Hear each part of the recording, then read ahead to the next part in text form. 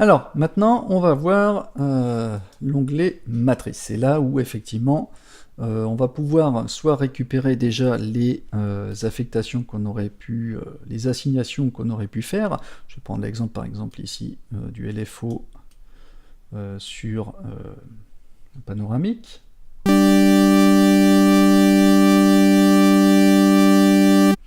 Vous voyez, là, j'ai fait une affectation.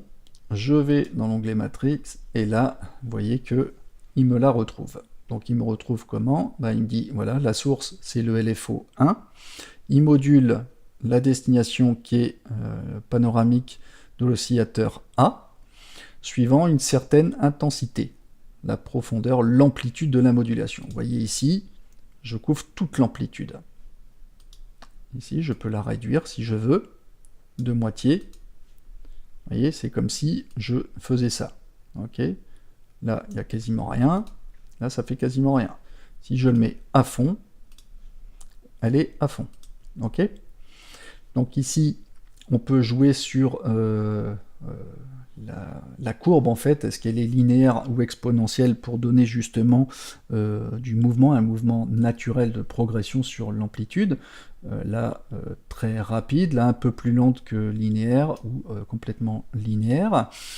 Donc ici, on voit qu'on retrouve donc celle qu'on a déjà affectée par défaut. Je continue l'explication des colonnes et après on verra comment les faire manuellement.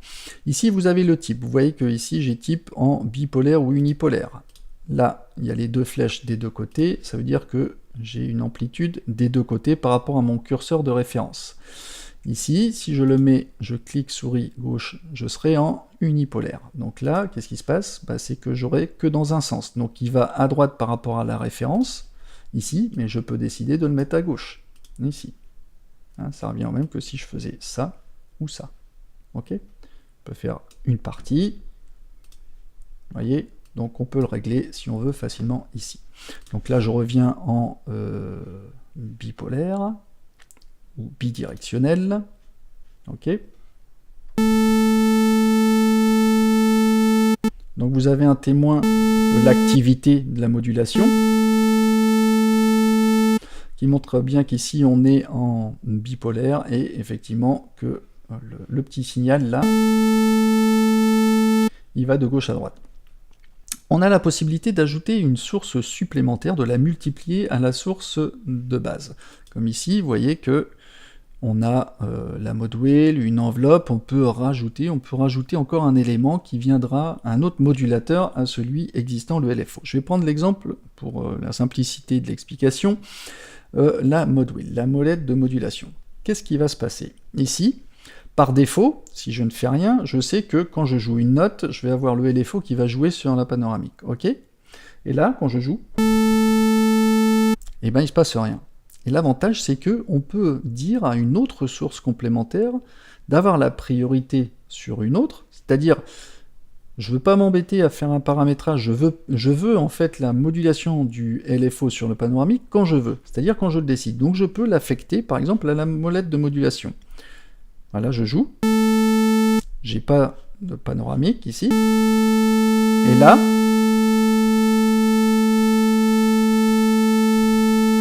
voilà, donc j'ai une affectation existante, mais elle n'existera, elle sera active que si je le décide avec la source complémentaire. On a des modes ici, c'est-à-dire ici on multiplie la seconde source à la première, ici on peut inverser, c'est-à-dire inverser le sens de la deuxième source. Ça veut dire quoi? Ça veut dire que là, ici, à défaut, je suis à 0,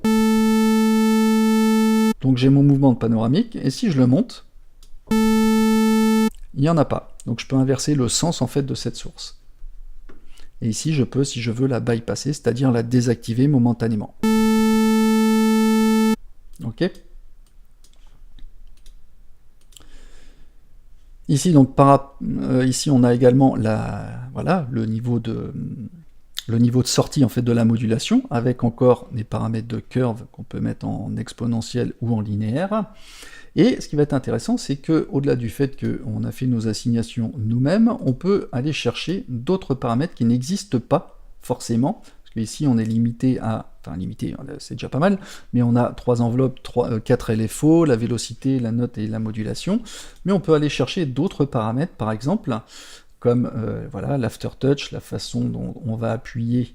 Une fois que la note est appuyée, on peut appuyer dessus pour enclencher donc, une autre affectation. On peut accéder ici au chaos, c'est-à-dire les deux, le 1 et le 2, c'est deux LFO plus ou moins aléatoires.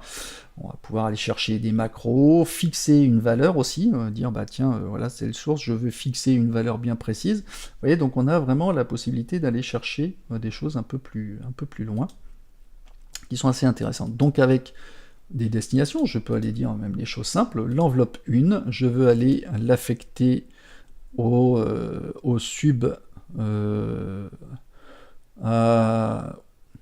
au level de mon oscillateur, hein, c'est-à-dire ici, au niveau de l'oscillateur, suivant une telle intensité.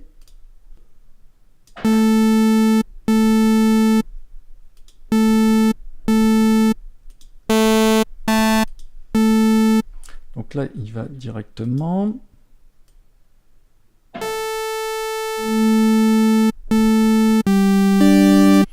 Alors effectivement, là j'ai mis l'enveloppe, c'est pas forcément bon choix parce que là on n'a pas de progression. Là si je fais ça, ça sera peut-être plus parlant. Ouais, je vais choisir la 1. Pourquoi vous n'aviez rien? Parce que tout simplement j'avais une attaque à 0. Donc quand je joue, il va de là directement au maximum. Alors que effectivement, j'aurais dû mettre. Voilà, si j'ai une enveloppe un peu plus. Une attaque progressive, je vais avoir une amplitude comme ceci.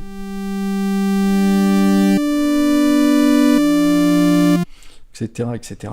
Donc vous aurez compris le principe. Moi je trouve cette fonctionnalité, cette matrice en fait de modulation très visuelle, très explicite.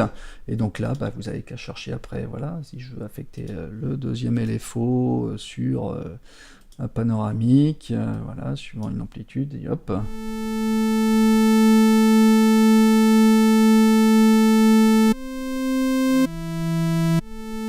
Donc là, il fait, on va le mettre en bipolaire, ou bidirectionnel. Vous aurez compris le principe, hein, c'est très facile d'utilisation et très intuitif. Bon, ben, c'en est tout avec la partie matrice de modulation, et ensuite on va aller voir donc la section globale.